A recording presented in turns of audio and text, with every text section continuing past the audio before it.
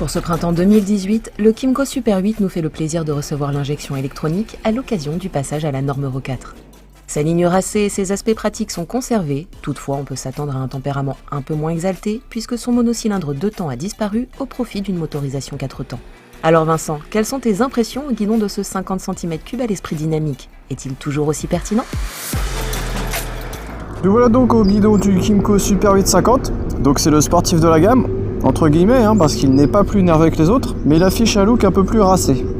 C'est pas trop ça au niveau des démarrages, par contre l'accélération est plutôt bonne après, elle est constante et même plutôt satisfaisante.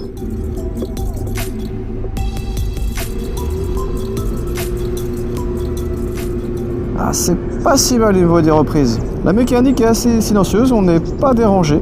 La position de conduite est assez naturelle, on est bien assis, la sellerie est confortable, le guidon est très large et un petit peu vers l'avant, il est facile à attraper. On peut apprécier le plancher plat qui est très large, il laisse bien la place pour les pieds et on peut également placer un sac à dos.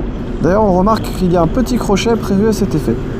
Au niveau de l'instrumentation c'est un peu austère, ça manque d'infos puisqu'on a un compteur de vitesse et une jauge à essence à aiguille, un totaliseur par rouleau et une horloge, et puis c'est tout.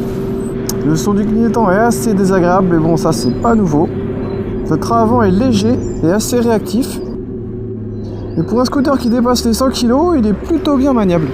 On apprécie la hauteur de selle assez faible. Elle permet de poser les deux pieds au sol.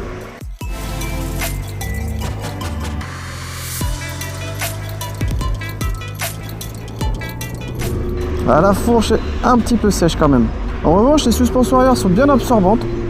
Et on peut noter qu'elles sont au nombre de 2, ce qui est assez rare chez un scooter 50. Le frein avant est assez progressif, il passe plutôt bien et on a un beau mordant quand on appuie fort.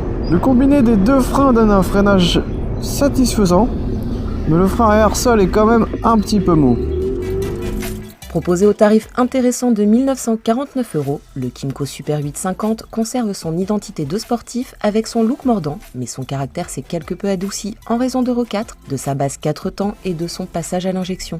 Plus silencieux, moins gourmand et exploitant une partie cycle efficace, il se range toujours parmi les scooters 50 cm3 sportifs les plus accessibles du marché.